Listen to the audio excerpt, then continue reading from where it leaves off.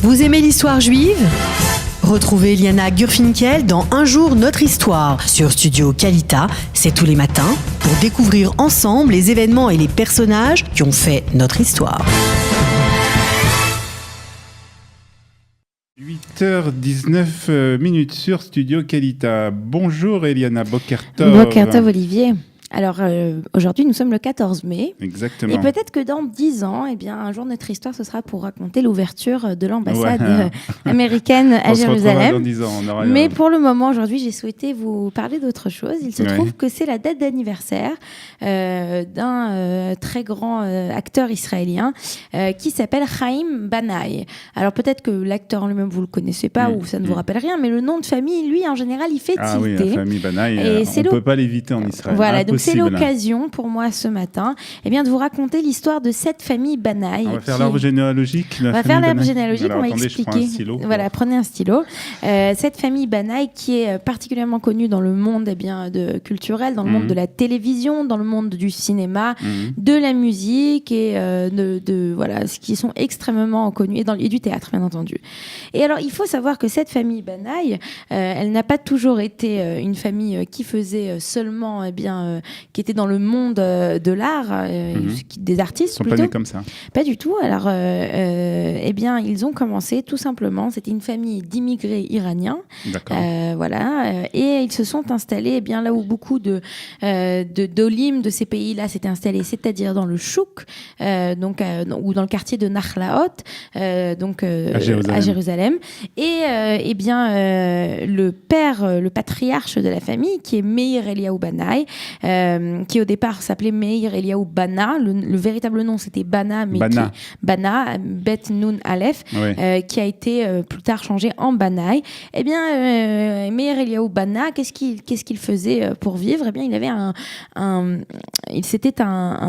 il avait un magasin de fruits et de légumes dans le chouk. Donc il avait un stand qui était à la rue Agas, Rehov Agas, puisque un de ses enfants qui va être un chanteur va chanter la très célèbre chanson Rehov Agas Echad, rue Agas au numéro 1. Il va parler en fait du magasin de son papa.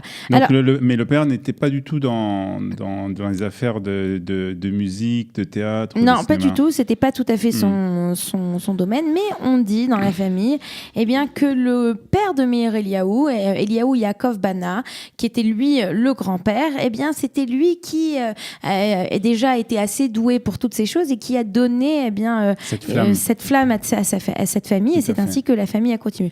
Alors on va commencer à faire un tout petit peu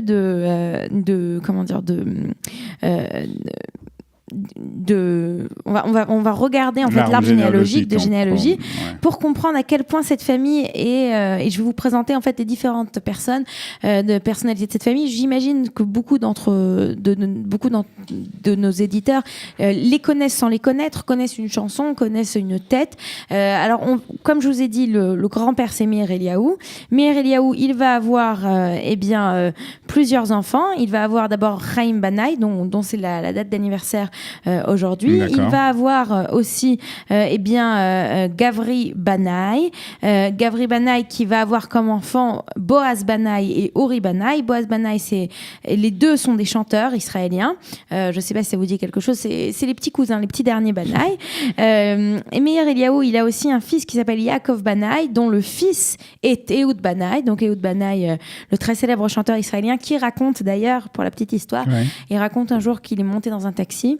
Il était donc avec sa guitare et puis le chauffeur lui dit t'es qui toi, tu as une guitare, pourquoi tu joues de la guitare? Alors il dit ouais, je joue un petit peu. Il dit mais tu joues de la guitare, tu vis de ça,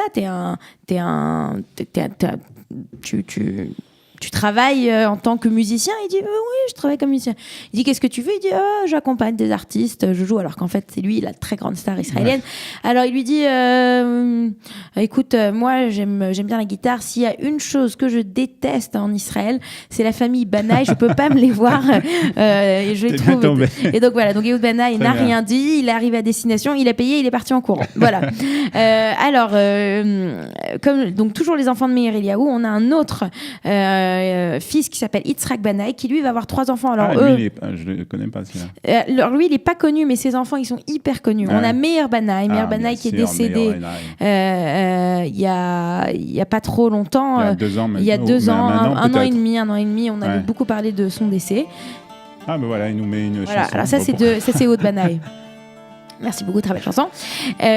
On va l'écouter après aussi. On l'écoutera après. Alors, Meir Banaï, sa sœur, c'est Orna Banaï. Alors, Orna Banaï, c'est une actrice, surtout une comique, qui est sur le plateau de Gavaouma, donc qui est assez connue, qui est connue pour être... Elle était aussi dans Israël, Eretz Nehederet. Eretz Nehederet, elle est connue aussi pour être ouvertement homosexuelle et aussi être anti-religieuse. Et elle est anti-religieuse, je sais pas. C'est vraiment, puisque ses frères sont religieux. Alors justement, ses frères ont fait tchouva, les 2 frères ont fait tchouva. Donc il y a Meir et il y a Eviatar Banaï. Eviatar Banaï qui est connu aujourd'hui, qui a une apparence un peu haredi avec une grande kippa. Eviatar Banaï qui chantait il y a quelques années Matai Nitnachek, quand est-ce qu'on s'embrassera. Donc il y a eu une évolution.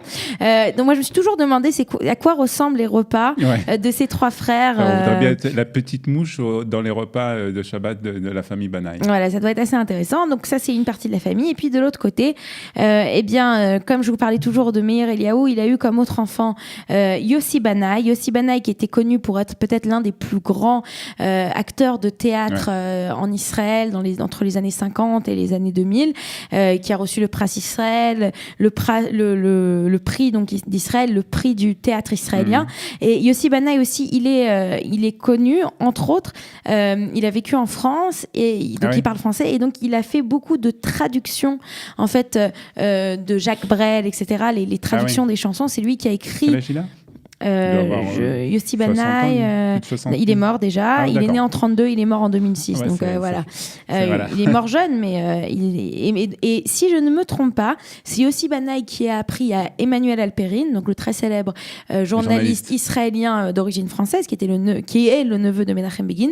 C'est lui qui lui a appris l'hébreu, quand il était ce temps qu'il a passé à Paris, il vivait en donnant des cours d'hébreu et il a donné des cours d'hébreu au jeune Alperin qui donc parle un très très bon alors est-ce qu'il y a une nouvelle génération Banaï? Alors attendez. Et donc lui il a eu comme enfant Yuval Banaï. Alors la génération la plus jeune c'est Elisha Banaï, donc ça c'est le plus jeune de tous les cousins, celui c'est déjà la 3e génération. D'accord. Et c'est le fils de qui? Alors lui c'est le fils de Yuval Banaï. Banaï qui est le fils de Yossi Banaï. Ça va jusqu'à là? Et lui Elisha Banaï, alors lui il a mon âge, il a 29 ans, 30 ans, voilà. Et chanteur. Et il est chanteur aussi. Et bon, c'est assez connu, quoi. On attend, en fait, quelque part, à chaque fois qu'il y a un nouveau Banaï, un nouveau cousin qui... Mais quel genre de chanson? Parce que ça me dit rien. Alors, en général, les Banaï, ils font un petit peu... Mais c'est pas religieux, cette fois-ci. Alors, lui, il est pas religieux. Alors, surtout les cousins, en très gros, on a 3 grands chanteurs qui ont été véritablement les plus connus, qui sont les plus connus. On a Eviatar Banaï, Meir Banaï et Ehud Banaï. Ça, et eux sont véritablement extrêmement connus. Et j'aimerais rappeler que quand Eviatar Banaï est décédé, quand Meir Banaï est décédé, Meir Banaï son nom c'était du nom de son grand-père Meir Eliaou, le chef de la tribu. Meir Banaï, quand il est décédé, les 3 cousins, Ehud Banaï, Eviatar Banaï et je crois Yuval Banaï, ont repris des chansons de la très célèbre chanson, la chanson la plus connue, je pense, de Meir Banaï, c'est Sha'ar HaRachamim, la porte de la miséricorde, qui a aussi une double signification dans ce cas-là, puisque quand il est décédé, il s'est retrouvé dans les cieux, donc devant la porte de la miséricorde, et donc ils ont réinterprété pour les shloshim, pour le mois et aussi pour l'année de son décès, ils ont réinterprété les chansons de Meir Banaï. Voilà. Donc c'était de la famille Banaï. Une question, est-ce qu'une partie de la famille, une personnalité de la famille a participé à l'Eurovision, la famille Banaï? Je ne sais pas si elle a participé. Je ne serais pas surprise si peut-être elle avait déjà écrit. Il faut dire qu'on connaît Israël presque tous les ans est représenté à l'Eurovision, en particulier avant la chute de l'Empire soviétique, des pays soviétiques. Et donc Israël était présenté. Yossi Banaï qui a écrit beaucoup de chansons, qui a chanté aussi. Yossi Banaï, il avait une voix très rock, comme ça, très, très grave. Il a chanté beaucoup de chansons de Naomi Shemer de façon. C'est lui qui a fait une des plus belles interprétations de Aladvash Ve'ala Oketz, si déjà Kouloulam, on en a parlé. Et j'aimerais juste terminer par dire, il y a quand même quelque chose de surprenant presque, on pourrait dire. Les Banaï sont perses, donc les Banaï sont séfarades. Donc les Banaï n'étaient pas censés percer dans le monde de la culture et de la musique. Et pourtant, ce qui comme prouve quoi c'est possible. Ou c'est Tout est possible, ou ce n'est pas aussi, aussi rigide qu'on le pense, et que quelque part, eh bien, quand on est doué, on est reconnu pour ses capacités. Voilà. Très bien, une rubrique fraîche et pleine de musique et de qui sait, peut-être qu'un des Banaï sera cet après-midi à Arnona pour faire de la musique. Voilà. Sûr. Merci beaucoup, Eliana.